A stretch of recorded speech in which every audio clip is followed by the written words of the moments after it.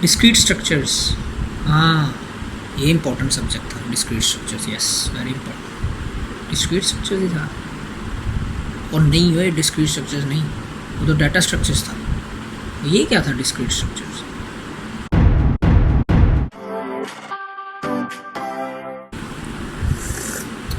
कौन जी 10 आ गई कि नहीं? अच्छा यार, one of the oddly funniest things about computer science major degree इसके इसका कोडिंग से एक्चुअली में बहुत ही कम ताल्लुक वास्ता है। देखा जाए तो बड़ी अजीब सी बात है ना, क्योंकि आप एक कंप्यूटर साइंस के स्टूडेंट हैं और आप 4 साल की बैचलर्स की डिग्री ले रहे हैं उसमें, और आपको एक्चुअली में कोडिंग को सिखाई नहीं जा रही। आपका 80 से 90% जो कोर्स वर्क है वो कोडिंग से कोई दूर दूर तक ताल्लुक़ ही नहीं रखते। मुझे याद है जब मैं यूनिवर्सिटी में था, अपनी ग्रेजुएशन कर रहा था, मुझे लिटरली 4 साल के टाइम में मुश्किल से 3 सब्जेक्ट्स ऐसे फेस करने को मिले होंगे जिसमें मैंने एक्चुअली में कंप्यूटर पे बैठ के कोडिंग की। और फिर सच पूछें तो यार ऐसी डिग्री का क्या फ़ायदा, ऐसे कोर्स का क्या फ़ायदा कि जो ना आपको कोडिंग सिखा रही है, जो ना आपको प्रोग्रामिंग सिखा रही है, ना आपको कोई ऐसा स्किल सिखा रही है जो कि आपको प्रिपेयर कर सके इंडस्ट्री में इनपुट देने के लिए। डिग्री तो इंसान करता है कि यार जब मैं इंडस्ट्री में जाऊँ, मैं चलो रिगार्डलेस आपने जॉब करनी है, आपने अपना सेटअप स्टार्ट करना है, जो भी करना है, लेकिन आपको कुछ पता तो हो ना। ठीक है, बेसिक्स आपको यार 1 सेमेस्टर सिखाएं, 2 सेमेस्टर सिखाएं, मैं कहता हूँ 3 सेमेस्टर सिखा लें, विच इज़ टू मच, लेकिन from 4th semester and onwards आपको यार प्रैक्टिकल लेटेस्ट टेक्नोलॉजी स्टैक पे आपको एक स्टूडेंट को प्रैक्टिस करवानी चाहिए।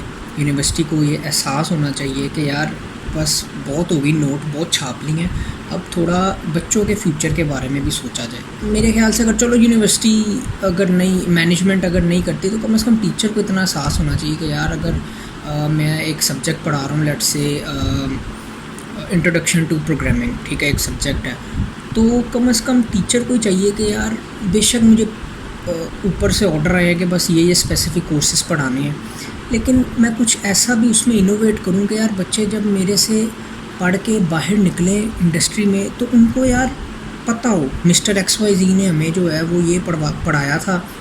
और मेरे ख्याल से यही वजह हो सकती है कि यार आजकल जो है ना, बहुत से जो बच्चे हैं वो लोग ड्रॉप आउट कर रहे हैं, डिग्री से भाग रहे हैं, जिनको तो पता है ना कि उनकी ज़िंदगी में, उनकी लाइफ में गोल क्या है, वो लोग मेरा नहीं ख्याल कभी कंप्यूटर साइंस की डिग्री पूरी करेंगे।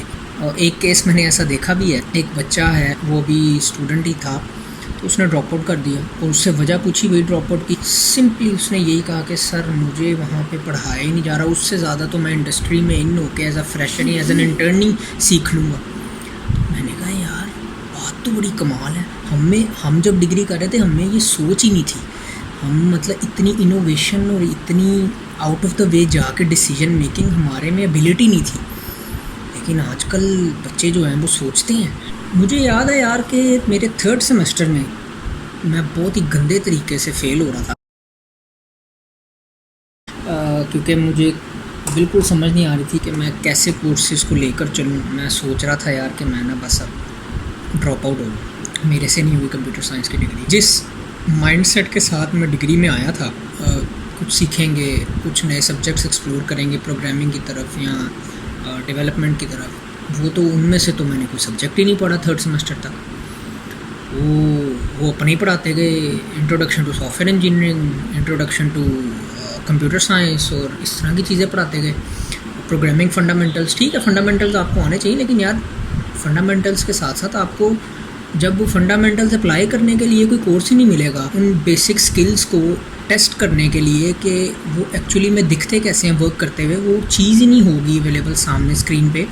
आपने फंडामेंटल्स का क्या समझ रहे हो ना? मैं समझता हूँ यूनिवर्सिटीज़ में एक कोर्स वर्क ना ले डाउन किया जाता है, वो इंतहाई कोई इररेलेवेंट है टू द फील्ड। मैं आपको प्योरली जो है ना अनबायस्ड ओपिनियन दे रहा हूँ जो कि मैंने एक्सपीरियंस किया है,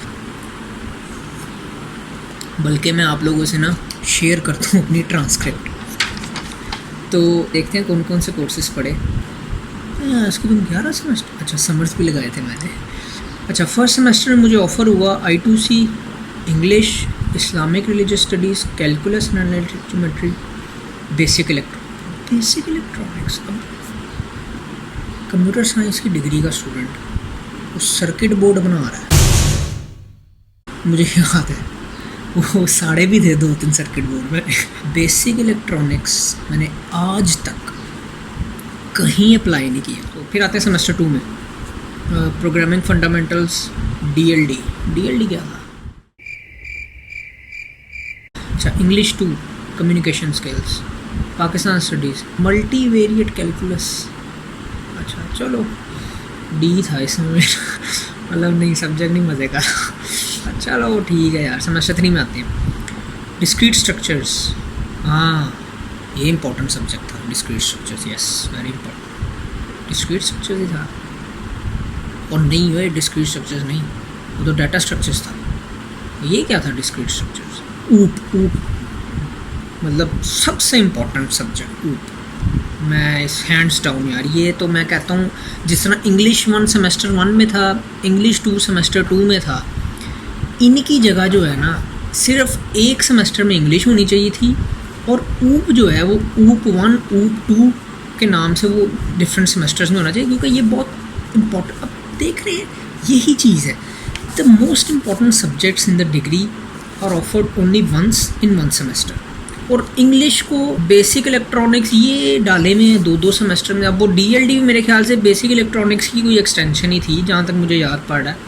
लेकिन पॉइंट इज़ कि इंग्लिश का क्या काम 2 सेमेस्टर में? मतलब तुम्हें अंग्रेज़ी आई है तो तुम यूनिवर्सिटी पहुँचे हो ना। फिर आते हैं जी चौथे सेमेस्टर में ऑफ़र हुई कोल। वो क्या था यार, वो बाबा था जो पढ़ाता था। मज़े का एक वाक़या सुनाऊँ।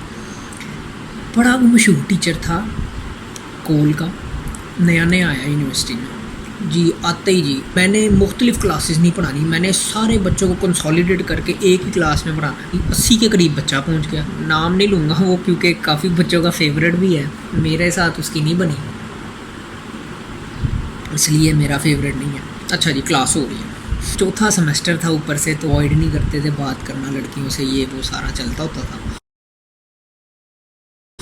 तो आते ही कहता है जी टीचर, अगर तुम लोगों ने मेरे से बदतमीजी की तो कराची से लेके पेशावर तक कोई यूनिवर्सिटी, कोई सॉफ्टवेयर हाउस नहीं होगा जो तुम्हें एडमिशन दे ले या तुम्हें जॉब के लिए रख ले, अगर मैंने तुम्हें रिकमेंड नहीं किया। सारे बच्चे ऐसे हैरान होकर देखे उसको। अब उसका नाम भी था, क्योंकि वो सब और बच्चों के दिलों में, वो दिमागों में बात बैठी हुई थी, भाई बहुत बड़ा टीचर है। अब वो मैं जो हूँ ना, मैं और मेरी जो कंपनी के 2-3 दोस्त थे, हम ज़रा यार ऐसे लोगों से ना चालू हो जाते हैं। हम थे कि अच्छा जी बदमाशी, वो भी साढ़े नाल, हमने मज़ीद तंग करना शुरू कर दिया।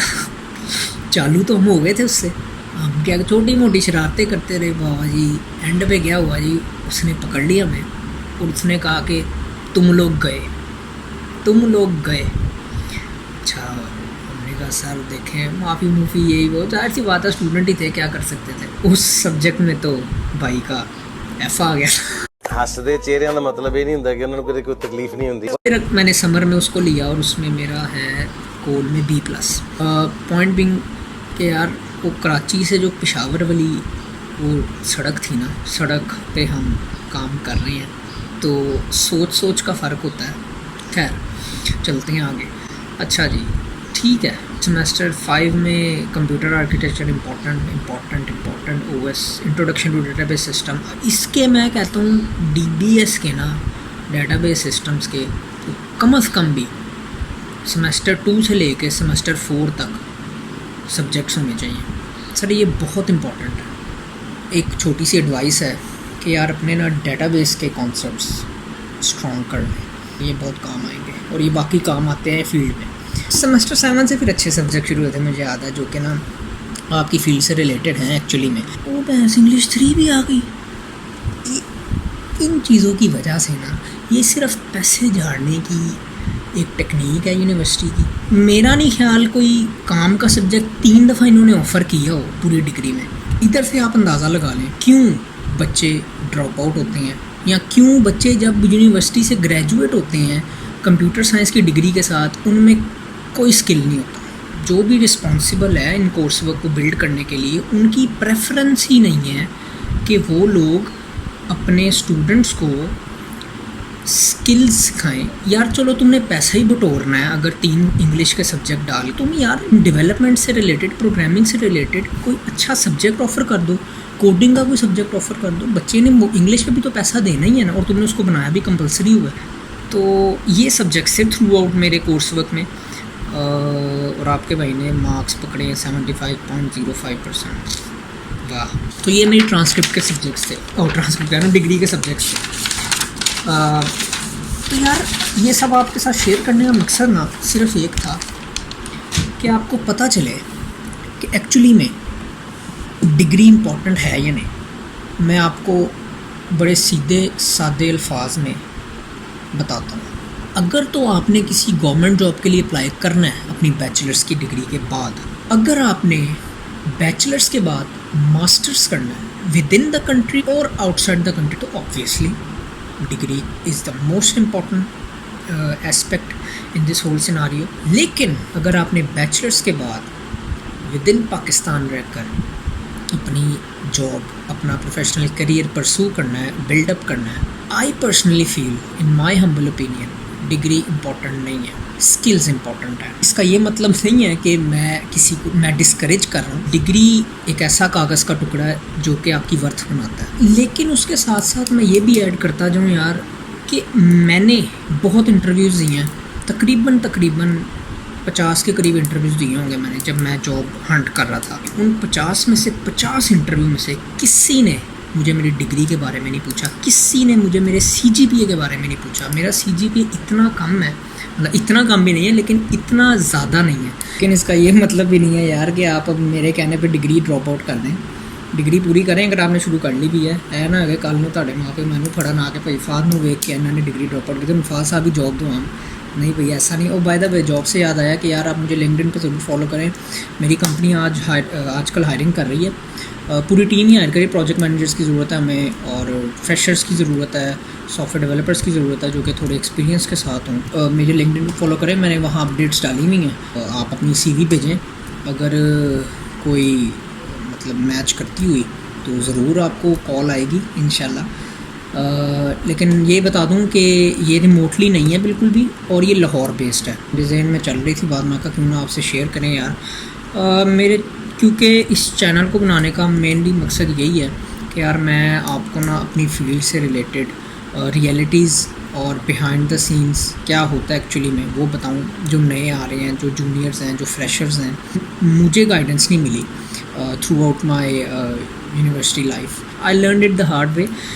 लेकिन ये है कि यार आप लोगों को क्यों ऐसा उस प्रोसेस से गुजरना पड़े जिस प्रोसेस से मैं गुजरूँ। अगर वीडियो आपको पसंद आई हो आप यार ज़रूर लाइक करें, इसको शेयर करें, सब्सक्राइब ज़रूर कर लें मेरे चैनल को, और कमेंट करें कि मुझे और किन टॉपिक्स पे वीडियो बनानी चाहिए। आप लोगों के सवाल हैं तो आप ज़रूर कमेंट डाउन करें।